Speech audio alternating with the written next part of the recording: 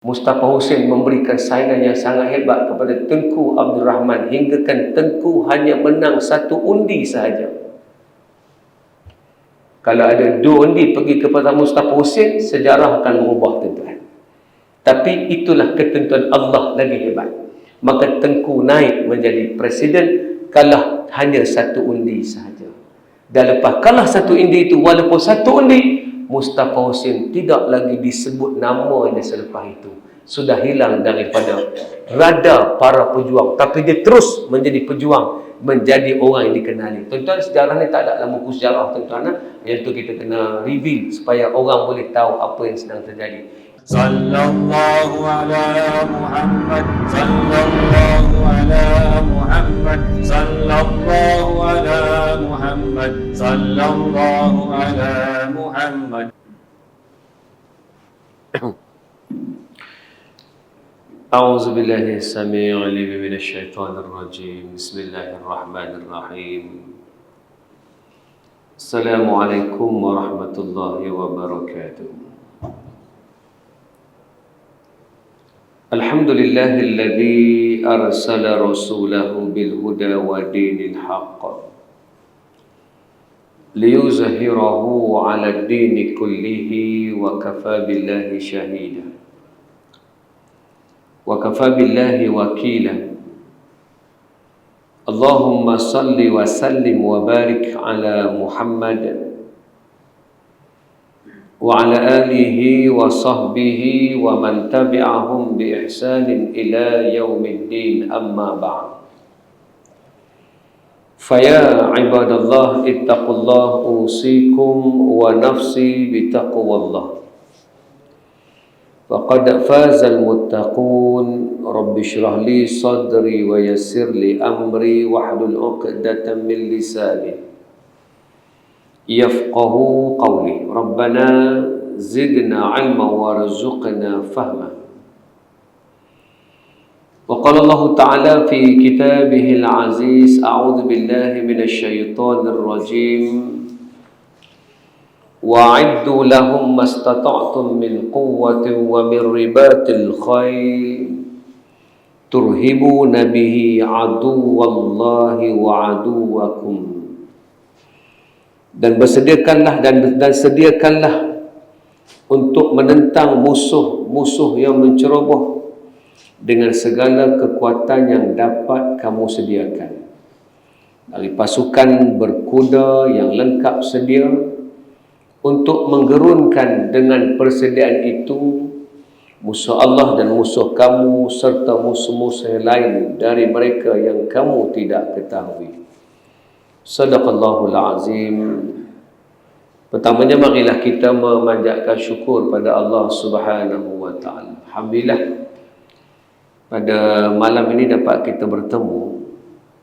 Tujuannya adalah untuk kita muhasabah agar kita ini diberikan satu kelebihan apabila kita ada ilmu dan ada pengetahuan. Kerana tak sama orang yang mengetahui dengan mereka yang tidak mengetahui. Qul hal yastawil ladina ya'lamuna wal ladina la ya'lamun. Katakan wahai Muhammad, adakah sama orang yang mengetahui dengan orang yang tidak mengetahui? Sudah tentulah ada perbezaan di antara orang yang tahu dengan mereka yang tidak tahu.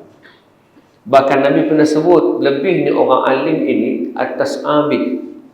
Dalam satu hadis ketika Abu Umamah Al-Bahili menyebutkan tentang dzukira li Rasulillah sallallahu alaihi wasallam rajulan, disebut kepada Nabi tentang ada dua orang laki-laki. Dua orang laki-laki ni apa dia? Ahaduhuma abidu wal akhar alimun. Seorang adalah abid yang menyembah Allah dan seorang lagi adalah merupakan orang yang alim, yang reti tentang selok belok kelebihan. Bahkan Nabi kata dalam ucapannya, innallaha wa malaikatahu wa ahlas samawati wal ard hatta namlata fi juhriha wa hatta al-hut. Nabi kata sesungguhnya Allah, para malaikat, ahli yakni penduduk langit dan bumi, hingga ke semut yang berada di dalam lubangnya, bahkan ikan yang berada di laut.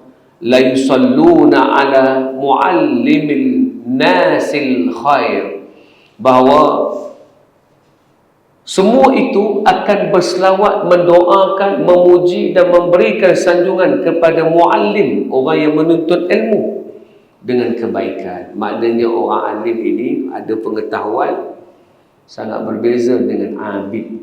Macam Nabi sambung, Nabi kata fadlul alimi 'alal 'abid, lebihnya orang alim ke atas orang abid ini, orang yang hanya beribadah tapi tidak menambah ilmu.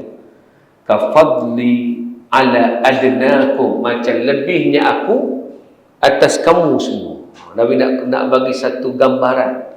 Orang alim ni menyamai Nabi SAW. Nak bagi tahu bahawa orang alim ini ibarat Nabi berbanding dengan ramai di kalangan kita, di kalangan manusia, terutama di kalangan sahabat. Sahabat tu perfect dah, Nabi lagi perfect.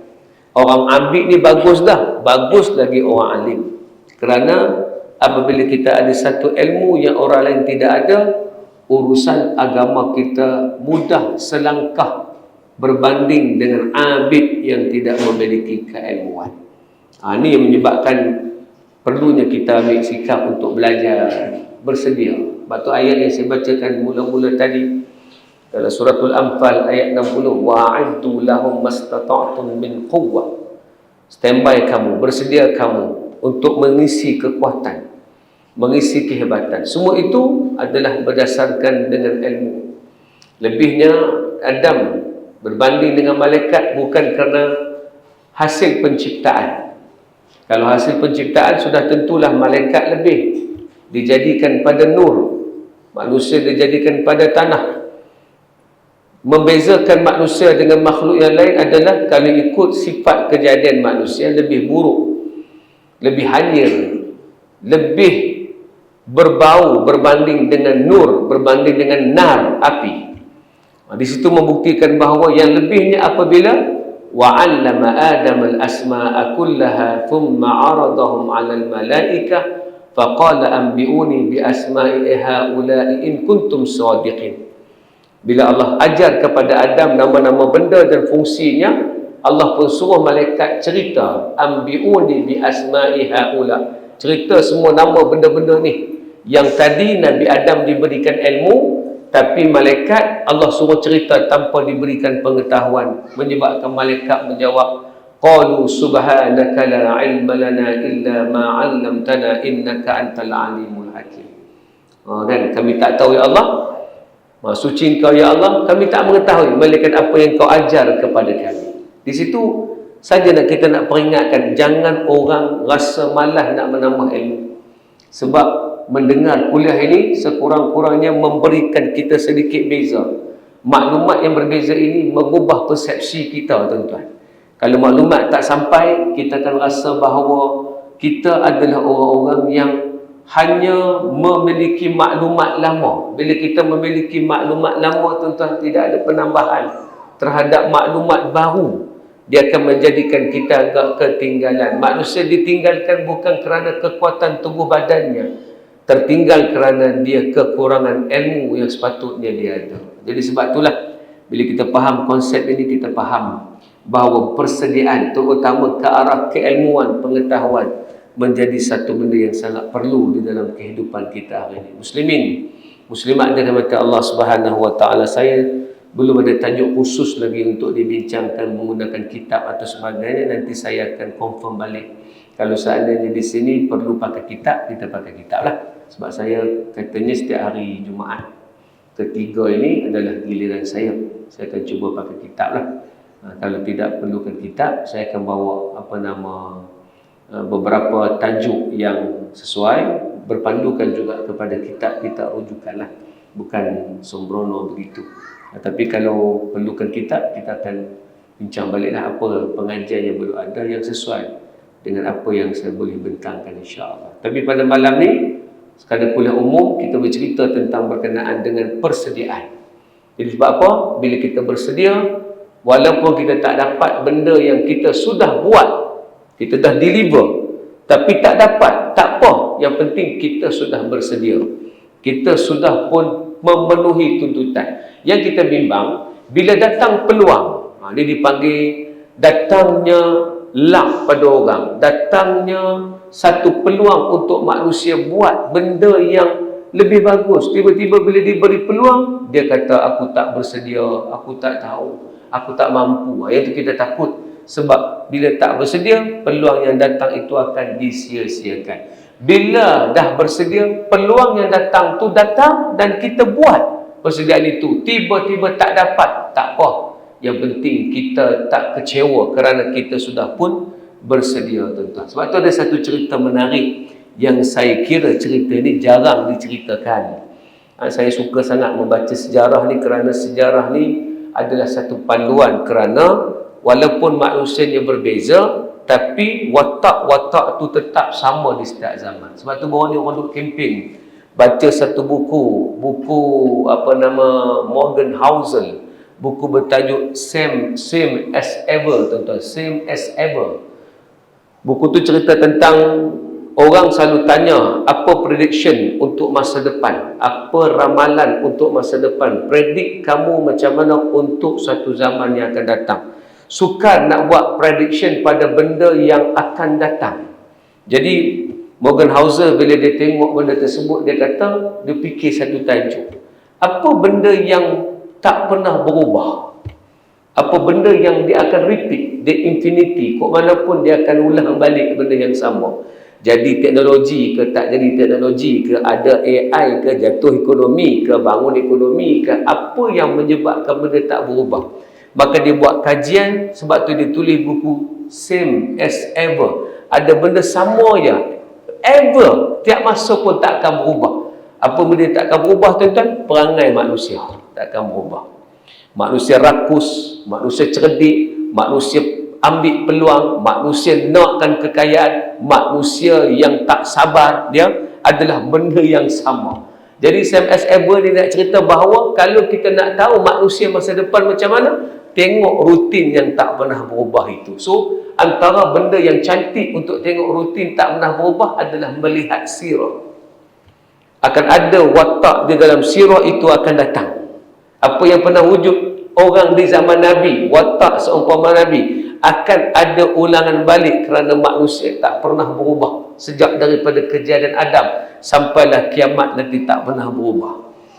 Itu yang menyebabkan kita lihat sejarah, kerana kita tahu watak-watak ini akan repeat balik, akan ada balik dalam sejarah. Apabila kita melalui sejarah, kita tahu peristiwa ini pernah terjadi suatu masa dulu. Jadi hari ini nak cerita tentang persediaan. Betapa orang dahulu mereka bersedia dengan begitu kuat dengan ilmu. Jadi benda yang tak berubah apa dia? Kalau kita nak berjaya adalah kita tambah knowledge, kita bersedia dengan keilmuan. Datang apa pun, kita boleh menghadapi keadaan tersebut. Ada satu cerita menarik yang seorang pengkaji bernama Fadli Ghani, dia buat satu research. Tajuknya menarik, iaitu piagam typing yang dilupakan. Ada satu piagam namanya piagam typing. Apa cerita piagam typing ni? Piagam typing adalah suatu perlembagaan yang dibuat oleh seorang yang bernama Dr. Burhanuddin Al-Helmi. Apa cerita dia? Tuan-tuan, kita tahu negara kita dijajah oleh banyak pihak. Portugis 130 tahun, kemudian datang Belanda 183 tahun, kemudian datang British. Kemudian di celah-celah tu datang Jepun. Jepun perintah tak lama, tuan-tuan. Jepun masuk ke tanah Melayu, tuan-tuan, daripada 15 Februari 1942 sampailah 15 Ogos 1945, dalam lingkungan 4 tahun saja. Walaupun tak lama apa yang berlaku ini, tuan-tuan, tapi ada cerita menarik di celah-celah 4 tahun pemerintahan Jepun tersebut. Apa ceritanya? Cerita tentang disitulah orang-orang Melayu, para pejuang yang hebat di zaman itu, masa penjajahan British, mereka ini dilabelkan sebagai berhaluan kiri. Siapa dia? Ibrahim Yaakob, Dr. Burhanuddin Al-Helmi, Pak Sako, Mustafa Hussein. Ini di antara nama-nama dalam sejarah yang orang tak pernah reveal apa jasa mereka, kerana mereka menentang British. Tetapi bila masuk saja Jepun berlawan dan berjaya mengalahkan British. Pada 15 Februari 1942 berjaya menawan Malay. Malay ni adalah nama gelaran yang Jepun bagi kepada tanah Melayu. Jepun panggil Malay. Bila dia tawan Malay, setanah Melayu ni tuan-tuan, pada masa itulah mereka mula mentadbir. Masa pentadbiran itulah orang-orang yang dulu dicop, dilabel sebagai berhaluan kiri. Ibrahim Yaakob, Dr. Burhanuddin Al-Hilmi, mereka ini mula menghimpit Jepun tuan-tuan. Kerana Jepun tidak mahu orang-orang yang dulu dianggap tali barut British. Mereka yang duduk dengan British. Sebenarnya bukan tali barut pun. Mereka yang dulu bersama dengan British. Jadi bila orang-orang daripada yang bersama dengan British, Jepun anti kepada British, bila dia berjaya masuk ke tanah Melayu, dia mencari mereka dulu yang menentang British. Maka lahirlah orang yang bernama Ibrahim Yaakob. Yang menariknya seorang yang bernama Mustafa Husin. Tuan-tuan, Mustafa Husin ni tak ada siapa kenal dalam sejarah kerana dia dilupakan dalam sejarah. Mustafa Husin ni hebat. Dia di antara orang yang menyertai KMM, Kesatuan Melayu Muda, kemudian menubuh atau bersama menubuh PKMM, Persatuan Kebangsaan Melayu Melaya, tuan-tuan. Ini di zaman awal, tuan-tuan. Mereka ini adalah antaranya Mustafa Husin yang paling tak sebulu dengan British. Dan bila datang saja Jepun, maka Mustafa Husin nampak satu peluang. Jepun nak cuba mengukuhkan kedudukan, nak pujuk orang Melayu. Maka ketika itulah Mustafa Husin pergi bertemu dengan Jepun, menawarkan seorang cendekiawan Melayu yang boleh membantu Jepun bagi memahami tanah Melayu. Orang itu adalah bernama Dr. Burhanuddin Al-Hilmi.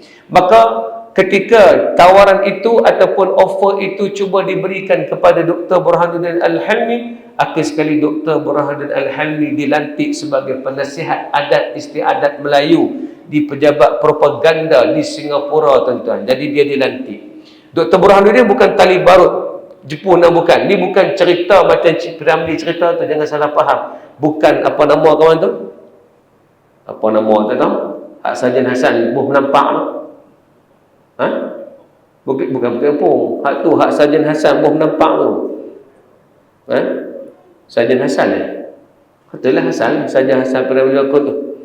Apa dia buang, tuan-tuan. Oh, lama tuan-tuan tak tengok TV, tak apa pasal.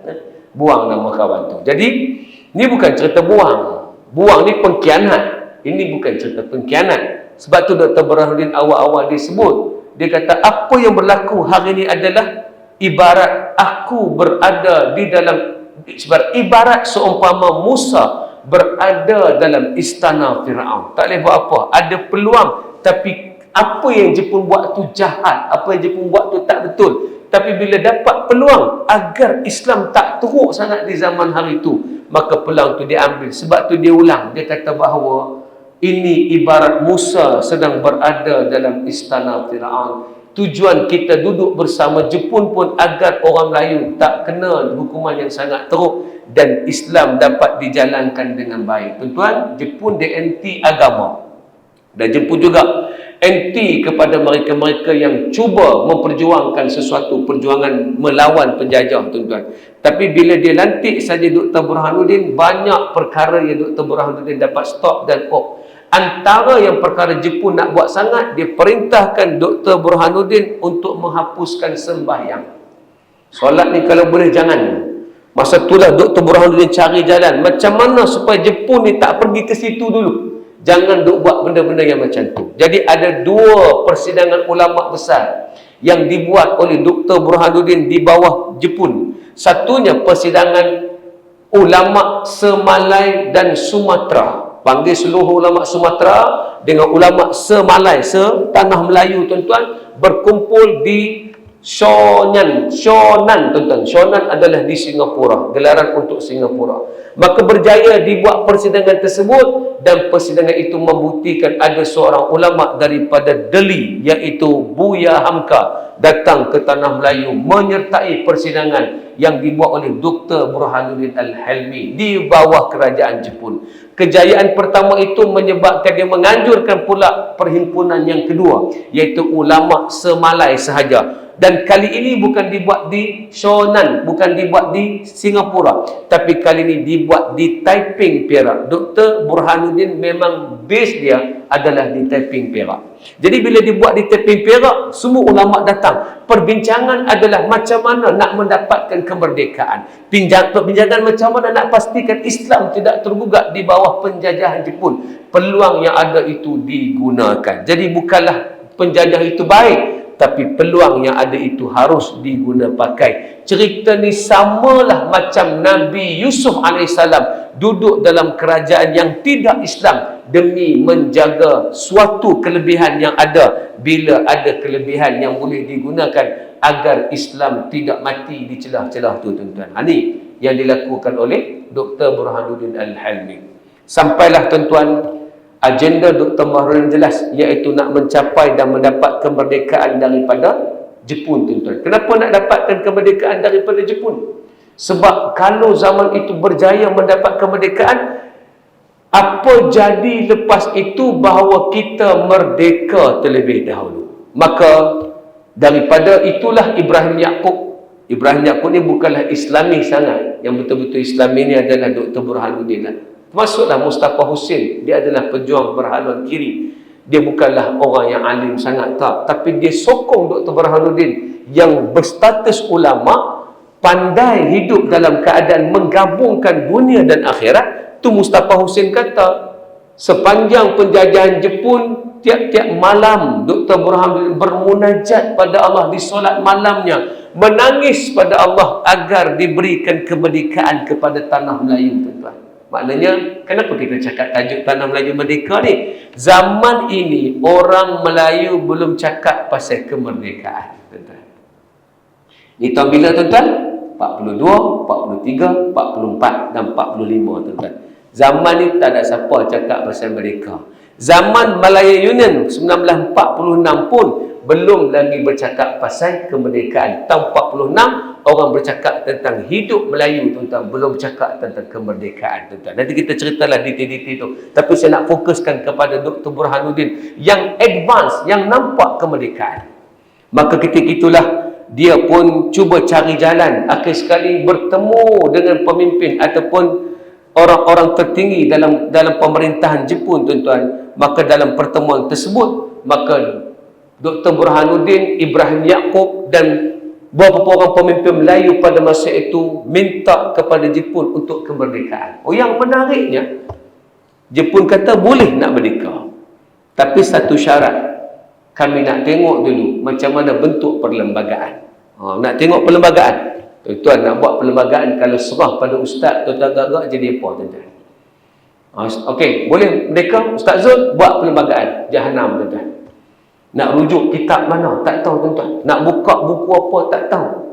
Tuan-tuan, di zaman itu bukan banyak rujukan. Zaman sekarang, ialah ada saja dalam internet, tuan-tuan. Sebab tu kalau hari ni orang tak alim lagi, saya tak tahulah. Hukum hakam semua duduk di hujung jari anda. Cuma kita memilih nak pergi ke TikTok, nak pergi ke Playbook, tuan-tuan. Hak mana satu? Dia ada Play Store, Google Play dengan Playbook. Kita nak pihak mana, tuan-tuan? Orang biasa akan pergi ke Play Store ataupun Playbook ataupun Google Play kan? Saya tak tahu. Dan jarang saya tengok orang tekan Playbook. Playbook ni adalah senarai buku yang dikumpulkan di dalam Google. Semua tu boleh dibaca dalam semut. Dulu nak jadi rujukan, tuan-tuan, bukan senang, tuan-tuan. Lah ni rujukan sangat banyak.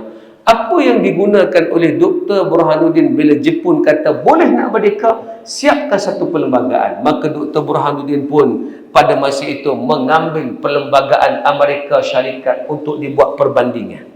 Daripada perlembagaan itulah dia susun satu persatu nak buat perlembagaan tu. Cuma saya tak dapat detail apakah kandungannya sebab tak ada orang reveal lagi. Ini pun penceritaan yang saya jumpa daripada Fadli Ghani yang menulis, dan nanti bila saya ada masa saya akan jumpa dia. Ada tak contoh perlembagaan yang dipanggil perlembagaan yang ditulis oleh Dr. Burhanuddin tadi? Kalau ada, kita akan bentang balik, tuan-tuan. Kalau tak ada, saya harap dia bagi ada lah. Pasal benda tu ada story. Tapi bukti perlembagaan tu di mana, saya tak jumpa lagi. Tapi itulah yang berlaku, tuan-tuan. Maka rujukannya adalah ambil perbandingan daripada perlembagaan Amerika. Maka begitu detail dan baik Dr. Burhanuddin cuba buat, siaplah perlembagaan tersebut. Maka perlembagaan itu diberi nama Piagam Taiping, tuan-tuan. Kerana dia dibuat di Taiping, Perak. Dia meniru nama Piagam Madinah, tuan-tuan. Tapi dia dibuat di Taiping, takkan nak lebuh Piagam Taiping Madinah, tuan-tuan. Maka dia letakkanlah Piagam Taiping sebagai satu draft perlembagaan. Dan bila dikemukakan kepada Jepun, tuan-tuan, Jepun pun meneliti dan setuju untuk memberi kemerdekaan. Yang ni tak ada siapa review, tuan-tuan. Jepun setuju untuk memberikan kemerdekaan kepada tanah Melayu. Ketika itulah Ibrahim Yaakob bersama dengan orang Melayu menubuhkan sebuah badan yang dinamakan KRIS. KRIS ini adalah Kesatuan Rakyat Istimewa Semenanjung. Mereka menubuhkan itu untuk menyusunkan kemerdekaan. Akhir sekali Ibrahim Yaakob mencadangkan ataupun memberikan pandangan merdeka ini biarlah dengan Indonesia. Rupanya Buya Karno, Bung Karno bersama dengan Dr. Hatta dan pemimpin Indonesia yang lain, mereka juga telah cuba untuk mendapatkan kemerdekaan daripada Jepun. Maka timbullah tarikh yang bersama dicadangkan. Kalau boleh biarlah Indonesia bersama tanah Melayu merdeka sekali. Dr. Burhanuddin setuju demikian. Maka bila dah mendapat pengesahan untuk kemerdekaan, maka ketika itulah pada 12 Ogos 1945, Bung Karno, Dr. Hatta dan seorang lagi yang kurang dikenali, tuan-tuan, Rajiman ini kurang dikenali, mereka datang bertemu dengan Ibrahim Yaakob, jumpa dengan Dr. Burhanuddin Al-Helmi. Dalam pertemuan itu mereka bincang satu topik, kita nak merdeka serentak. Ibrahim Yaakob mencadangkan Perdana Menteri, bagi tanah Melayu kita cadangkan Dr. Burhanuddin Al-Helmi. Ni asas yang berlaku, tuan-tuan. Jadi tak fair kalau cerita ni disembunyikan. Dan kalau cerita ni tak benar, tuan-tuan, kita akan cari balik Fadli Ghani kenapa cerita ni tak benar. Saya kenal orang tu, tuan-tuan, dan dia memang banyak research pasal sejarah ni. Kalau dia tak betul, saya pergi cari dia, tuan-tuan. InsyaAllah. Tuan-tuan, tak betul cerita tu tak betul, saya akan pergi cari Fadli Ghani. Dia masih hidup, perawinya masih hidup, tuan-tuan. Saya akan pergi cari perawi itu, tuan-tuan. Tapi sebab saya berkawan baik dengan dia, saya selalu jumpa dia. Ini di antara kisah yang diceritakan, tuan-tuan. Jadi bila dah macam tu, Ibrahim Yaakob mencadangkan Dr. Burhanuddin Al-Helmi dijadikan Perdana Menteri. Itulah persetujuan awal. Maka 12 hari bulan tersebut, mereka pun bertolak menggunakan kapal terbang daripada Indonesia pergi ke Saigon. Saigon adalah pusat pentadbiran Jepun Asia Tenggara yang terbesar, tuan-tuan. Bila sampai di Saigon, habis perbincangan 13 hari bulan, mereka telah singgah balik di Taiping, Perak. Masa singgah di Taiping itu, Bung Karno memberitahu Jepun setuju memberi kemerdekaan serentak di Malai dan juga di Indonesia. Kemerdekaan itu akan berlaku pada 17 Ogos 1945, tuan-tuan. Ini dalam kondisi Hiroshima dan Nagasaki dibom dalam bulan Ogos juga, tuan-tuan. 6 dan 9 Ogos, tuan-tuan. Nampak tak kenapa nak cepat? Sebab Jepun dah kena bom. Tanah air mereka, Nagasaki, Hiroshima dah kena bom, tuan-tuan. Hiroshima dan Nagasaki yang dibom itu menjadikan Jepun dah agak tidak stabil. Jadi masa yang berbaki ni kalau tak buat cepat, takut Jepun surrender. Maka bila pergi ke Saigon, walaupun dah kena bom Hiroshima dan Nagasaki, Jepun masih lagi mengatakan, ya, kita akan membenarkan kemerdekaan kepada tanah Melayu dan Indonesia 17 Ogos 1945, tuan-tuan. Nampak? Tetapi, tuan-tuan, itulah takdir. Itu kita kata, tak penting apa yang jadi, penting bersediakah kita. Takdir pun datang. Saya sebut tadi, kalau ikut Dr. Burhanuddin dah bermunajat pada Allah, minta doa setiap malam, takkan Allah tidak mendengar doanya. Kan disebut dalam Quran, tuan-tuan, wa idza sa'alaka ibadi anni qarib, wa idza sa'alaka ibadi anni fa inni qarib. Bila ada hamba-Ku bertanya kepadaku, jawablah, inni qarib, aku hampir. Ujibu da'watad da'i idza da'an. Aku akan memperkenankan doa siapa berdoa. Di sini kalau kita baca ayat ni, kita duk ingat setiap kali kita doa Tuhan makbul. Tak. Setiap kali kita doa, Tuhan ada perancangannya. Itu hebat. Setiap kali kita berdoa, Tuhan ada perancangannya. Betul lah yang disebut oleh Kumulawi itu. Kita mampu merancang, hanya Tuhan menentukan, tak perlu dikisahkan. Nak dengar lagu tu? Janganlah memburu angin yang berlalu, kelak kau terima jawapan yang kecundang, biar saja. Nampak? Beritahu, biar. Jangan kita nak kalang kelibut, tuan-tuan. Bukan, pulang saja. Di mana permulaan langkahmu, biar saja angin itu terus berlalu. Wing pesan lama lah. Ada benda bukan macam tu. Kita hanya mampu merancang. Hanya Tuhan menentukan. Tak boleh buat apa, tuan-tuan. Kita ni berapa banyak kita doa yang kita kecewa, tuan. Kenapa kau tak bagi, ya Allah? Kenapa kau tak bagi, ya Allah? Kali ikut Dr. Burhanuddin, bukan hanya berdoa, tapi siap dah seluruh elemen yang dikehendaki. Tapi tuan-tuan, buat macam mana? Orang tu soleh, beriman, bermunajat pada Allah. Bung Karno, tuan-tuan, Bung Karno ni adalah kesilapan dia. Dia orang sosialis. Dia orang sosialis. Masa sama dia sosialis, tapi masa sama dia ada Islamnya, tapi bukanlah kuat Islam, tuan-tuan. Masa tu kan zaman sosialis, tuan-tuan. Banyak orang muyul, condong kepada komunis. Komunis ni ideologi. Sosialis adalah merupakan kaedah bergerak, tuan-tuan. Ada pun boleh dikatakan cara berekonomi lah. Tapi sosialis ni lebih sesuai dipakai kerana orang tu Islam, tapi dia nak kepada cara sosialis, iaitu semua orang dapat taraf sama rata. Soekarno orangnya begitu. Dia bukanlah doa pada Allah setiap masa. Patutnya di antara dua insan ni, siapa yang patut Allah dengar doa? Kalau kita faham ayat tu secara umum, tidak melihat sejarah dan perjalanan, tuan-tuan. Tapi walaupun Bung Karno ni adalah yang dia buat silap, tapi satu benda yang paling betul dia pernah buat. Ini saya cerita tambah lah, ni nota kaki, tuan. Ada satu benda yang paling betul dia buat, apa dia? Tuan-tuan, ini Syekh Ali Jumaah, tuan-tuan, pernah cerita. Dalam satu rancangan TV, dia pernah cerita, orang tanya pasal satu kisah tentang Al-Azhar. Sebab Jamal Abdul Nasir pernah ingin mengharamkan Al-Azhar, pernah tutup Al-Azhar. Jamal Abdul Nasir sosialis. Masa tu terkenal sebagai orang yang nak berjuang sosialis. Bukan Islamis macam Hasan Al-Banna, bukan macam Syed Qutb, bukan macam orang lain. Memang dia nak sosialis. Dia nak tutup Al-Azhar. Ni dalam satu rancangan televisyen, tuan-tuan. Syekh Ali Jumaah cerita, tuan-tuan. Maka bila dia cerita benda tersebut, dia kata ada satu pertemuan antara Jamal Abdul Nasir dengan Soekarno, disebut dalam rancangan tu. Mereka ni dua-dua sosialis. Dua-dua pahaman mereka adalah bukan nak Islam sangat, tapi mereka Islam, tuan-tuan. Dalam kondisi macam itu, tuan-tuan, tiba-tiba bila bertemu dengan Soekarno, Jamal Abdul Nasir tanya, aku nak tutup Al-Azhar, apa pandangan hang? Aku nak Azhar ni tutup sebab aku takut bila Azhar ni diteruskan, api Islam akan menyemarakkan dan membakar kita semua. Kita tutup Al-Azhar. Tuan-tuan, Soekarno kata apa? Jangan kamu tutup Al-Azhar. Jangan. Kalau kamu tutup Al-Azhar, masalah ni lebih banyak.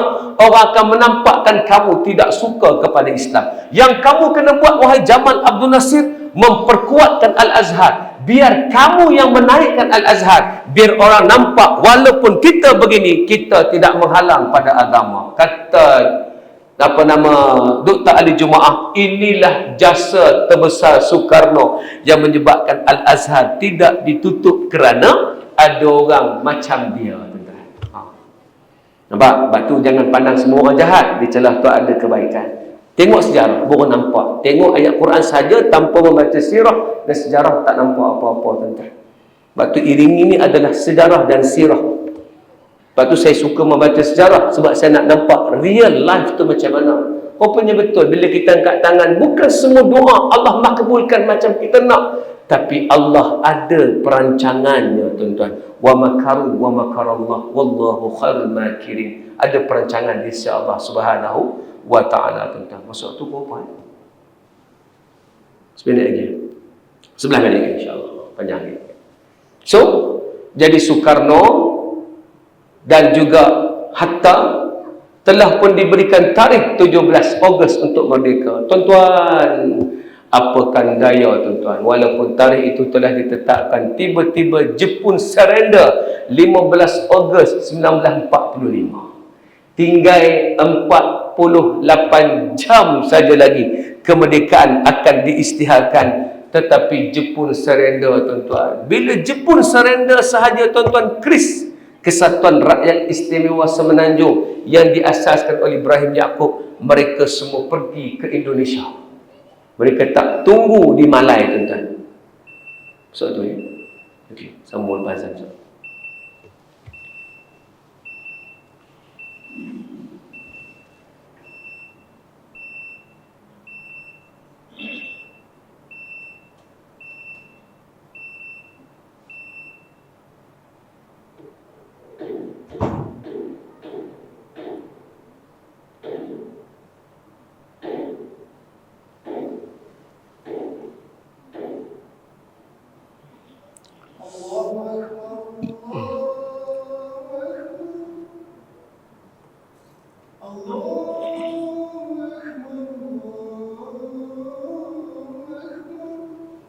Allah. أشهد أن لا إله إلا الله. أشهد أن لا إله إلا الله.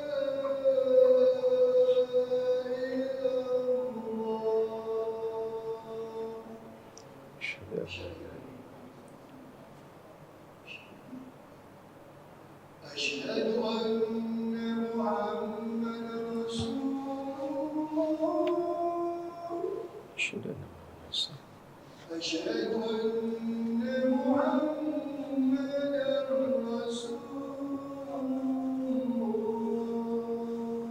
أشهد أن محمد رسول الله.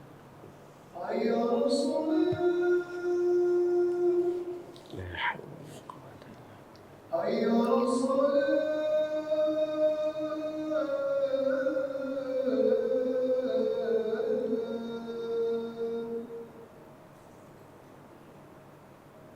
حي على الفلاح.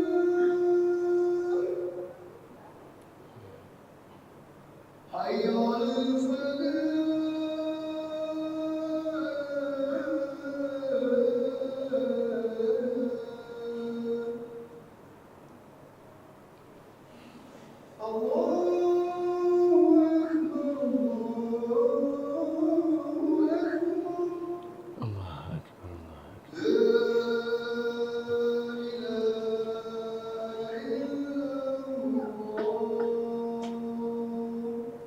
اللهم رب هذه الدعوة التامة والصلاة والسلام قام إنك.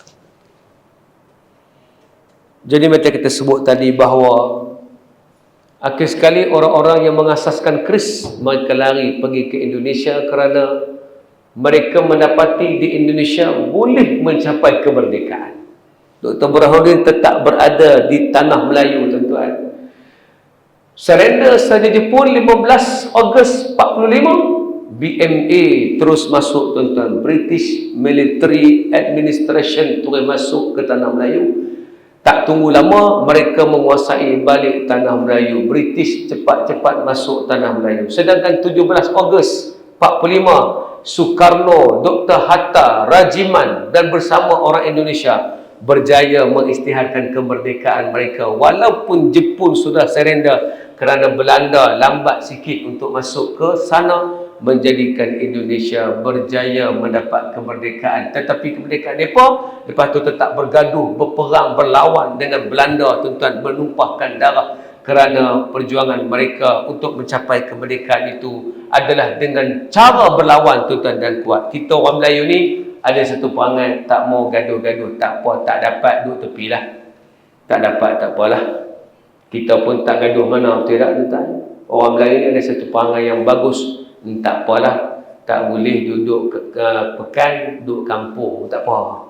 Tak boleh dapat hari ni, nantilah insya-Allah adalah jalan tu. Daripada kita duduk tumpah darah ni, itu bukan cara daripada dulu tuan-tuan. Jadi menyebabkan akhir sekali bila dah British Military Administration dah masuk tuan-tuan, lepas itu BMA mengambil pemerintahan 1945, 1946, kemudian Malaya Union dibuat tuan-tuan 1946 sampai 1948. Nak beritahu itulah yang jadikan ketika itu orang Melayu berkumpul menguatkan suatu kesatuan mereka. Dr. Burhanuddin tidak lagi menjadi watak penting ketika itu. Dia sudah tidak menjadi sebagaimana peranannya semasa Jepun berada dalam pemerintahan. Memang British tak bagi peluang padanya sebab British tahu dia dulu pernah berhikmat dalam kerajaan Jepun tuan-tuan.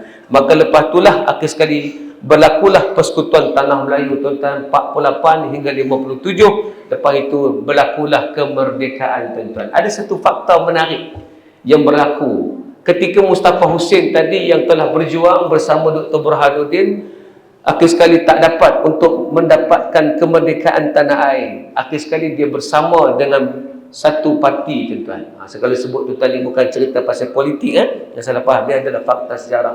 Dia bersama dengan United Malay tuan-tuan ketika itu. Dia masuk ketika Dato' On melepaskan jawatan daripada menjadi presiden lah. Mungkin masa tu bukan ambil presiden dah, tapi sebagai presiden lah, kita anggap sebagai presiden. Bila diletak jawatan saja, ketika itu berlakulah perebutan jawatan untuk memegang jawatan tertinggi di dalam parti tersebut tuan-tuan, iaitu pertandingan berlaku antara Tengku Abdul Rahman lawan dengan Mustafa Hussein. Kan saya sebut tadi Mustafa Hussein dalam KMM pun dia ada, kemudian PKMM pun dia ada, kemudian di zaman Jepun dia pun ada. Tapi akhir sekali dia tahu perjuangan ini tak boleh lari daripada orang Melayu.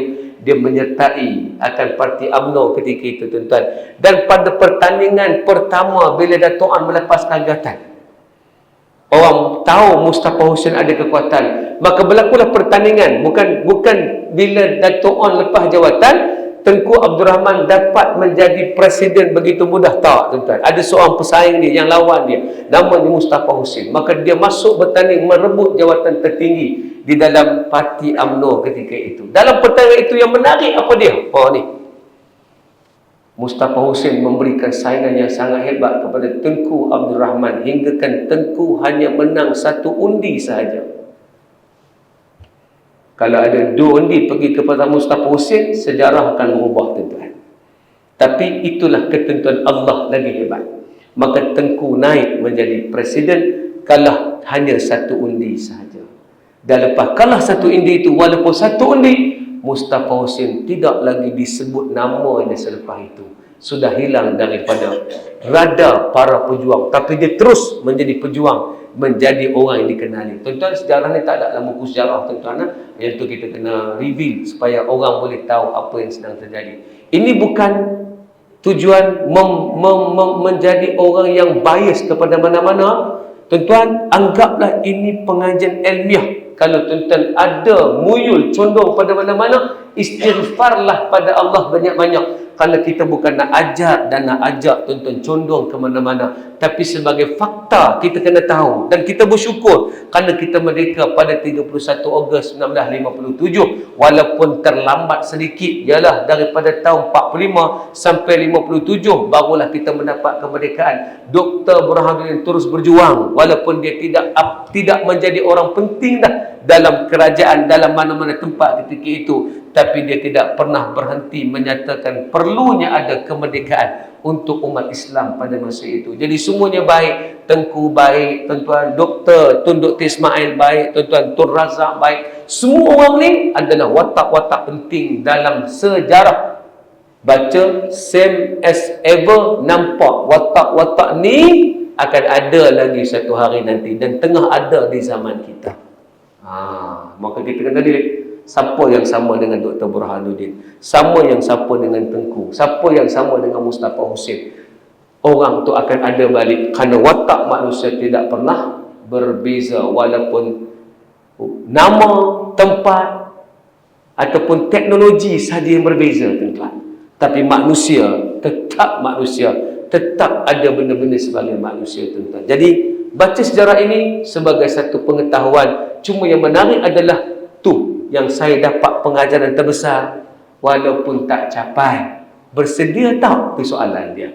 Memang dah bersedia, dah siapkan perlembagaan, dah tahu macam mana cara nak mentadbir, tapi ketentuan Allah lebih besar. Tak penting yang tu, sebab itu urusan Allah. Urusan kita bersedia ataupun tidak. Sebab tu bila sahabat mai tanya Nabi, ya Rasulullah, mata sa'ah, bila kiamat, bila kiamat? Nabi tak mau fokus satu, tu kerja Allah, jangan tanya.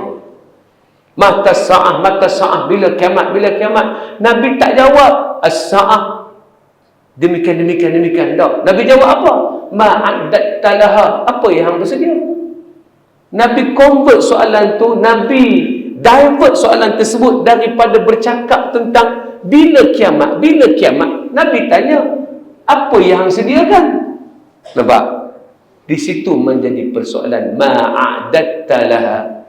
Apa yang kita nak bersedia, apa yang kita nak buat sampai jadi kita ni mampu untuk mencapai sesuatu, tuan-tuan. Jadi kerja kita hari ini adalah buat kita menjadi orang yang bersedia dengan ilmu, nombor satu, tuan-tuan. Yang kedua, bersedia dengan emosi kita biar dekat dengan Allah Subhanahu wa ta'ala. Yang ketiga, bersedia secara jamaah, tuan-tuan, untuk satu hari bila datang kekuatan Islam akan kembali semula, tuan-tuan. Tadi tajuk khutbah pun menarik, tuan-tuan, tentang Imam Mahdi, tuan-tuan.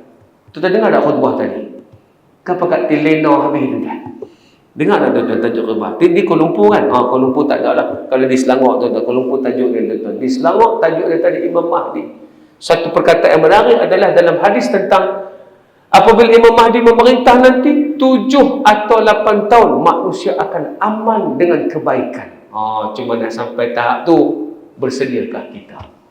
Ni bab yang harus kita ambil sebagai panduan hidup kita, insya-Allah. Mudah-mudahan Allah bagi rahmat. Apa yang saya sebut ni mudah-mudahan mendatangkan kebaikan, insya-Allah. Akhir sekali kita mencapai juga kemerdekaan 31 Ogos 1957. Tarikh cadangan ini diberikan oleh Syekh Abdullah Fahim, iaitu yang menjadi mufti Pulau Pinang pada masa itu, tuan-tuan. Dia yang memberikan 31 Ogos 57. Seorang yang bernama Subki Latif, dalam catatannya dia cerita tentang masa tu Tengku panggil 2-3 orang. Tarikh merdeka dia nak tak bila? Syekh Abdul Fahim kata, merdeka kita tak 31 Ogos 1957. Kerana apa? Ini adalah di mana kerana planet semua berada di haluan yang sama. Kalau kita ambil tarikh ni, dia macam satu keberkatan menurut ilmu falak, tuan-tuan. Jadi Tengku kemukakan tarikh tersebut, British mempersetujui 31 Ogos menjadi tarikh kemerdekaan negara kita. Tuan-tuan, haluan kiri ke, haluan kanan ke, tak penting.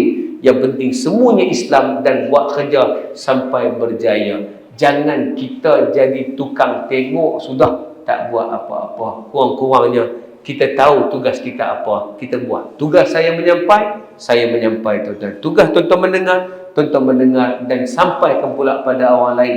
Balighu anni walau ayat. Cukup sekadar tu, insya-Allah. Tak mau panjang, tuan-tuan. Ini adalah awal saya datang dalam kuliah maghrib. Biasanya main kuliah subuh, tuan-tuan. Mudah-mudahan nanti bila benar ini kuliah bulanan, saya akan bagitulah kitab apa kita nak pakai. Tapi saya akan selit 3 anasilah. Pertama, Quran dengan hadis. Kedua, tentang sirah ataupun sejarah. Dan yang ketiganya, hukum hakam fiqh. Kerana saya memang dalam bidang syariah. 3 inilah yang saya akan bawa dan diketengahkan ke dalam pembahasan kuliah kita, insya-Allah. Kerana fiqh ini penting. Baru saya jumpa dengan pihak polis, sebab dia jemput ke balai. Bukan kena tangkap lah, dia jemput ceramah. Yang kata ustaz ada tangkap dah, dia jemput ceramah di balai, tuan-tuan. Masa dapat jemputan tu, antara persoalan yang timbul adalah polis bila mereka jaga jalan, mereka akan langgak waktu maghrib sebab kadang-kadang kena tunggu sampai isyak baru settle, ataupun habis jaga jalan tu maghrib pun habis dah. Maka saya kata di antara kaedah yang diajar oleh para ulama adalah orang itu boleh menjamakkan solat mereka.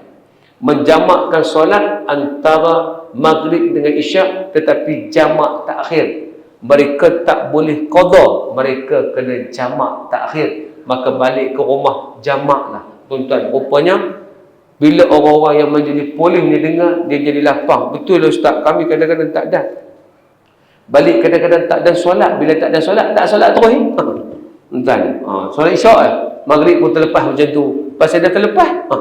Jadi nak bagi tahu, maka kita pun cerita hukum dapat. Yang kedua tentang pakai kasut. Sebab saya tengok polis singgah nak solat, kadang-kadang beban dia nak buka kasut dia, nak masuk ke masjid solat, nak pakai balik pun setengah jam. Saya pergi tandas hari tu, balik tu tengok polis tu pakai kasut tak habis ni. Dah lah saya berak tu lama, dia pakai kasut pun tak habis ni. Ui, kata susahnya jadi polis. Maka yang hukum kedua saya kata, kalau dah ambil wuduk, selesai basuh di kaki, kemudian pakai kasut tersebut, kasut yang membut tinggi, mencukupi syarat ketika itu, maka bila dipakai, bila terkentut, bila selesai terkentut, ambil wuduk, tang kaki tak payah buka kasut, ambil air sapu atas khuf saja. Kalau dia dipanggil bab masul khuf, boleh menyapu di atas khuf. Itu yang ditegaskan oleh para ulama. Sampailah seorang yang berpangkat tinggi, dia kata, betul ustaz, kita pernah buat operasi kejar parti tuan, bukan parti, bukan parti, parti tuan, pendatang asing tanpa izin yang mereka duduk kejar pagi-pagi tu. Kalau ligan tengah hari tak jumpa tuan, ligan tengah malam pukul 3, pukul 4 operasi, ustaz datang subuh. Saya ada ayat sebutan, dia kata. Masa tu saya tak tahu ustaz sebut boleh. Saya pakai boot tu lah, nak ligan orang kena pakai boot. Kalau pakai slipper Jepun tak jadi tuan. Jadi dia ligan, kebetulan sebelum tu sempat solat, saya kena buka kasut ustaz untuk basuh kaki. Kalau saya tahu hukum ni, senang pada saya untuk sapu di atas khuf saja. Makna boleh ustaz sapu khuf, boleh. Bahkan pijak tanah tersebut tidak menajiskan, kerana Allah memberikan kelebihan pada umat Nabi Muhammad, wa ja'ala likulli ardi masjidan, bahawa muka bumi ini keseluruhannya adalah tempat sujud, kecuali yang nampak najis secara aini dengan mata. Kalau tak nampak, dimaafkan, tak perlu bimbang. Walaupun tanah tu mungkin ada najis, tak ada najis, mungkin itu tidak dipakai dalam umat Nabi Muhammad, kerana Allah menjadikan muka bumi sebagai tempat sujud. Jadi dia memudahkan urusan orang. Saya ambil part ni lah tuan-tuan. Satu part hukum fiqh, satu part ada sirah atau sejarah, satu lagi adalah berkenaan dengan hadis dan Quran. Cuma kitab apa, saya akan beritahu. Sebab kalau saya buat kitab pun, tuan-tuan bukan ada kitab. Jadi saya akan tengok kitab yang sesuai, dan saya akan bentang kepada tuan-tuan. Kalau tuan-tuan nak berkitab, maka saya cadangkan tuan-tuan ambil kitab daripada playbook, senang. Boleh bawa, tak payah nak bawa buku, boleh tengok di sini saja tuan-tuan, sebagai panduan. Kalau tak mau pun tak apa, tak ada masalah. Terima kasih. Mudah-mudahan Allah bagi rahmat dan kebaikan tuan-tuan. Mudah-mudahan apa yang kita bincang dapat disebar-sebarkan di luar tuan-tuan. Kita telah menyiapkan video tadi di Ustaz Pro, cerita tentang Dr. Burhanuddin menjadi penasihat kepada Jepun tuan-tuan. Kita dah siapkan video, tapi belum share lagi, tentang piagam madid bagaimana, piagam taping. Dan kita juga telah buat video tentang 17 Ogos 1945 adalah pernah diberikan tarikh kemerdekaan untuk negara ini. Bantu saya sebarkan tuan-tuan, tak payah sebar apa pun, masukkan duit dalam tabung tu, insya-Allah Ustaz Pro akan buat kerja menyebarkan video-video ini, insya-Allah, agar anak-anak muda kita, orang yang di luar sana, mendapat maklumat tuan-tuan. Terima kasih kerana tuan-tuan membantu kami untuk memahamkan orang di luar sana menggunakan aplikasi kami Ustaz Pro ataupun video sosial TikTok, Instagram, semua itu atas jenama Ustaz Pro. Terima kasih kerana tuan-tuan memberikan sumbangan, dapatlah kami teruskan menyampaikan ilmu tersebut. Tak ada cash, ada QR di sana tuan-tuan. Terima kasih. Assalamualaikum warahmatullahi wabarakatuh. Bismillahirrahmanirrahim. Alhamdulillah hamdan yuwafi ni'amahu wa yukafi'u mazidah. Ya Rabbana lakal hamdu kama yanbaghi li jalal liwajhika wa azimi sultanik. Allahumma faqihna fid din wa 'allimna bit ta'wil. Walhamdulillahi rabbil alamin. Jazallahu anna sayyidana Muhammadan Sayyidana Muhammadan ma huwa ahluhu